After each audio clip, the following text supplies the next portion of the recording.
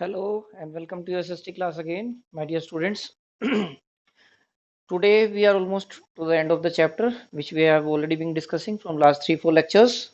The chapter name is Ruling the Countryside from your history part. Okay, it's chapter number 3. So we are on these pages. Today we will be discussing these pages 33, 35 and 36. 34 pages, of course, a pick.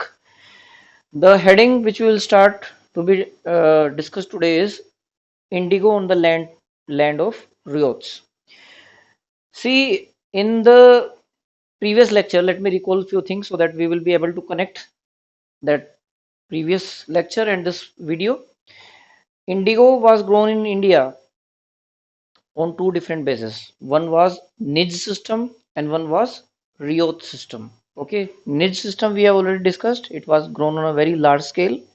There were some own limitations and failures of that system. So this Riot system was also implemented. So we will discuss the way how the Rio system was working and what were the pros and cons of this system. Fine. Rioth, the word Rioth, we have already seen this word in the chapter before also in the Riothwari settlement.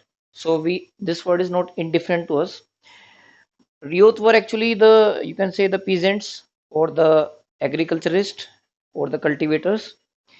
In this scenario, the Riots had to sign an agreement. Okay, that was also called as SATTA. Okay, you can pronounce it as Satta, Satta, whatever it is.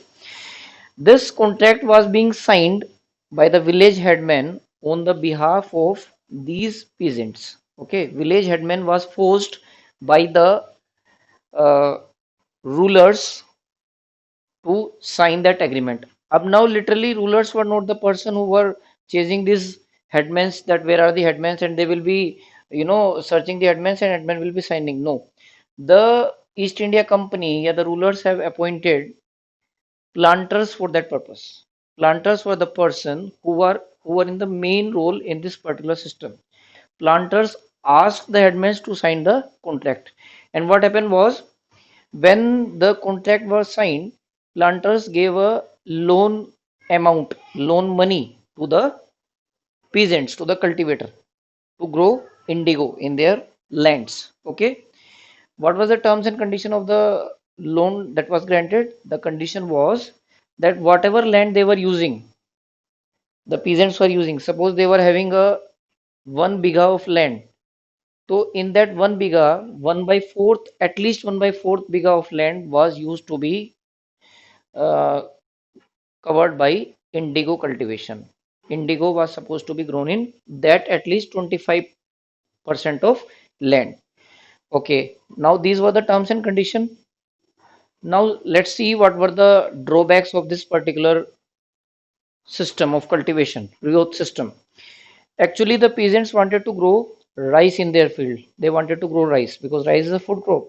If anyhow worst to worst situation happens, at least the production of the land, that means the rice which is being generated from the agriculture field, that can be used as a food diet to serve the eating needs of the family. Indigo was a cash crop. It was good for nothing. It was only for selling. Okay, that's it. So peasants wanted to grow rice. This was one main negative factor in this. Then, when indigo was grown in the agricultural land, the water requirement, yeah, the water, generating system of this plant was such that its root used to suck all the water from the ground. Because of that, the water level falls down and the agricultural land started getting dried up very quickly. Okay, the softness of the soil loses rapidly and that land becomes very hard. Okay, because of that, what happened was that peasants, when they were finished with the indigo cultivation, when the harvesting was done, that land was good for nothing. You know that rice cultivation needs huge amount of water. Okay, it needs a standing water. So if they wanted to grow rice after the harvest of indigo, they want to permanently give off the indigo cultivation and to grow rice. The agricultural land becomes so much out of quality, so much dry that the land remains good for nothing. So this was again a major concern because of which the ryots had a setback to grow the indigo. So in all, this system was also not a good one. This was also a having too much of difficulties. We will discuss further that what was the outcome of this drawbacks in the same video. Let us see. Okay, students, let's resume our topic. Let's continue. The Blue Rebellion and after. Page number from 35 and 36, which we are continuing the video. Of course, your chapter third of history, ruling the countryside. So we will see why this rebellion word is used, why the blue word is used. Let us recall. As you know, we are already into the last phase of the chapter, and we have discussed about the plant called indigo. Indigo plant was used to give a color to the fabrics, to the cotton. Okay, and indigo plant gives which type of color? Yeah, blue color. Okay, so the planters who were growing indigo, they became rebel. They revolted against the authority. Why the such situation happened? See, yesterday, sorry, in the previous video, we have discussed that there were two systems of growing indigo in India that were adapted by the farmers on the large scale. That was Nij and Rayoti system. In the Nij system, the planting was done on a very huge scale, and the Rayoti, the things were different. Let us discuss this Rayoti system. Rayoti system. What was the thing? That the planters were asked, as we have already discussed in this video, to grow indigo on at least 25% of land. So, after failing of these systems, what happened to the indigo cultivators? What did they did?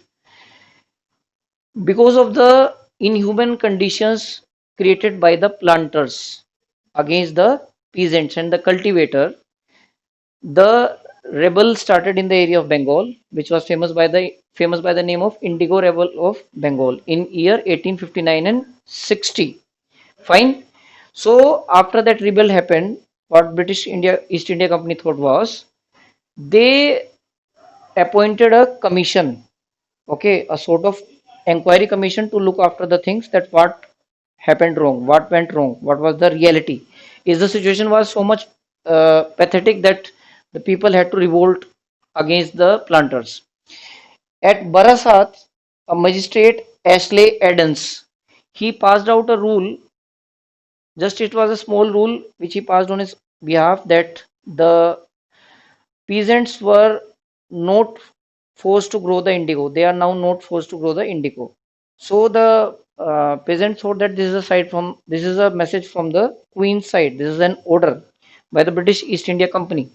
Okay, in 1859, during this when commission was set up, Lieutenant Governor also visited that area.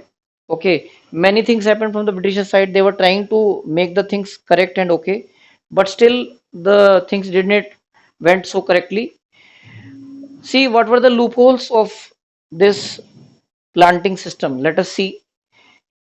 Firstly, the planters were forcing to the riots in many ways. Okay, so what the commission traced out, what the commission found, what they found in the inquiry is that the things were really bad. Okay, they find out, they conclude that the things were really bad. Then the decision what they gave is after their inquiry, what they suggested is कि firstly the contract which was already being signed, which was already in the halfway, those contracts will be completed. Okay, from the peasant side, those contract has to be fulfilled. Then what the company suggested is that the planter can't force to the cultivators, to the peasants to grow more indigo. They can't sign a new contract if the peasant is unwilling to sign it. Okay, they can't force upon the peasants. Fine. And in all this scenario, what happened was indigo price fell down heavily. As the Britishers became bit sympathetic, became bit lenient to the cultivators. What happened was the market dropped down heavily. The indigo price fell down, and in the Bengal area, the indigo cultivation suffered a heavy loss. So the entire indigo cultivation was shifted to a new state, the state of Bihar, a new state of sorry. it shifted into the Bihar. Bihar now jumped into this business of indigo cultivation. Again the story was same. Their peasants were also suffering heavy losses from both the sides. In 1970, finally Gandhiji came into action and they fought a campaign against this exploitation, and they were with the cultivators of Champaran who were growing indigo. They advocated their rights, whatever went wrong with them.